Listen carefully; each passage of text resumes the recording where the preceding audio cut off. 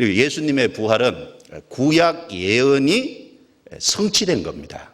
구약 성경에 예수님의 부활이 예언되어 있었고 그 예언이 실제로 예수님이 부활하심으로 이루어진 겁니다. 성경 고린도전서 15장을 보겠습니다. 고린도전서 15장.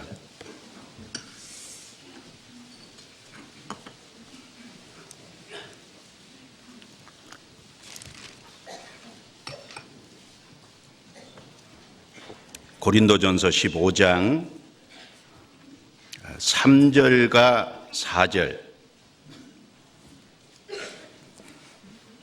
같이 읽겠습니다. 내가 받은 것을 먼저 너희에게 전하였노니 이는 성경대로 그리스도께서 우리 죄를 위하여 죽으시고 장사 지낸 바 되었다가 성경대로 사흘 만에 다시 살아나사. 바울 사도가 고린도에 보낸 편지인데요. 내가 받은 것을 먼저 너희에게 전하였노니 이는 성경대로 그리스도께서 우리 죄를 위하여 죽으시고 성경대로 예수님은 우리 죄를 위해서 죽으셨습니다. 여기 성경대로라는 건 구약 성경을 말하는 거죠. 구약 성경 이사야 22장에 시편 22장에 그리고 이사야 53장에 또 여러 곳에 예수님이 우리 죄를 위해서 죽으실 것이 자세히 예언되어 있었습니다. 바로 그 예언의 말씀대로 예수님은 우리 죄를 위하여 죽으시고 장사가 되셨습니다. 무덤에 들어가셨죠. 그리고 성경대로 사흘 만에 다시 살아나사. 여기 성경대로 구약 성경대로 사흘 만에 다시 살아나사 부활하셨다는 겁니다. 그럼 구약 성경에 예수님이 죽은 자 가운데서 3일 만에 부활하실 것이 예언이 되어 있다는 거죠. 예수님이 실제 부활하심으로 그 예언이 이루어진 겁니다. 그럼 구약 어디에 그것이 예언되어 있을까요? 바로 레위기 23장의 7절기 중에 초곡절은 예수님의 부활에 대한 예언의 말씀입니다. 성경 레위기 23장 찾아보겠습니다.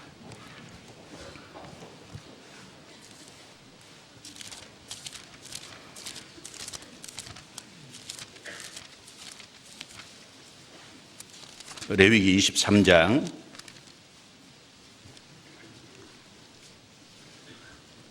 9절부터 11절까지입니다. 9절부터 11절까지 같이 읽겠습니다. 여호와께서 모세에게 일러 가라사대 이스라엘 자손에게 고하여 이르라. 너희는 내가 너희에게 주는 땅에 들어가서 너희의 곡물을 거둘 때에 위선 너희의 곡물의 첫 이삭 한 단을 제사장에게로 가져갈 것이요 제사장은 너희를 위하여 그 단을 여호와 앞에 연납되도록 흔들되 안식일 이튿날에 흔들 것이며 됐습니다.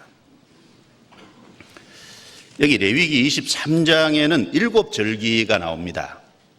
유월절, 그 다음에 무교절, 그 다음에 초곡절, 그 다음에 칠칠절 혹은 이제 오순절, 그리고 나팔절, 그 다음에 속죄일, 초막절 이렇게 자세히 읽어보면 7절기가 나오는데 이 7절기는 예수님에 대한 예언이며 예수 그리스도 안에서 성도에 대한 하나의 모습입니다.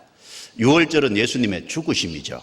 그리고 무교절은 누룩 없는 떡을 7일 동안 먹는 겁니다. 예수님의 피로 구원을 받은 사람이 누룩은 죄를 가리키죠. 누룩 없는 성결한 생활을 할 것을 말하는 겁니다. 7이 반복되는 게 평생이잖아요. 그리고 예수님이 죽으신 그 이후에 안식일 다음 날 이삭 한 단을 하나님께 흔들어 드린다는 것은 제사 드리는 방법인데 흔들어 드린다는 건 요제죠. 이삭 한 단을 요제로 하나님께 드리는 그게 초곡절입니다. 예수님의 부활을 가리킵니다. 그 다음에 그 초곡절로부터 세어서 50일째 되는 날, 그래서 7.7이 7안식일이 지난, 그래서 7안식일이니까 안식일이 7번, 7.7이 4시고 그 다음 날 50일째 되는 날 하나님께 누룩을 넣은 떡 2덩이를 드리는 그게 이제 오순절입니다. 성령 강림절입니다.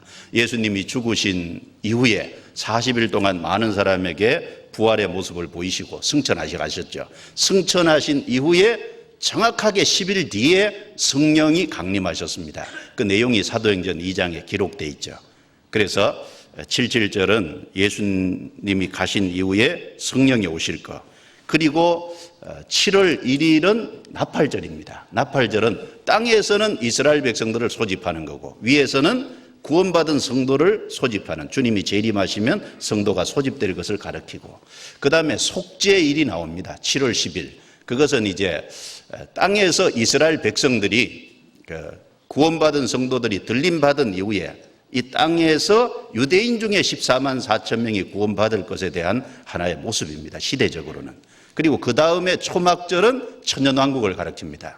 그리고 아까 말씀드린 것처럼 초막절에 8일째도 모이는 것은 영원한 천국의 그림자입니다. 그래서 여기 예수님이 죽으신 그때부터 해서 시대적으로 마지막 영원한 천국까지 레위기 23장에 자세히 말씀되어 있습니다. 그런데 여기 초곡절에 10절과 11절 말씀해 보면 너희의 곡물의 첫 이삭 한 단을 제사장에게로 가져갈 것이요 제사장은 너희를 위하여 그 단을 여호와 앞에 연납되도록 흔들되 안식일 이튿날에 흔들 것이며 그 날짜가 안식일 이튿날이에요.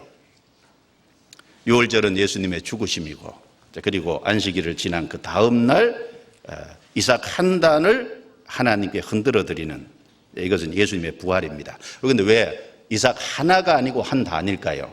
마태복음 27장 52절 53절에 보면 예수님이 부활하실 때 구약 성도의 일부의 몸이 같이 부활을 했어요.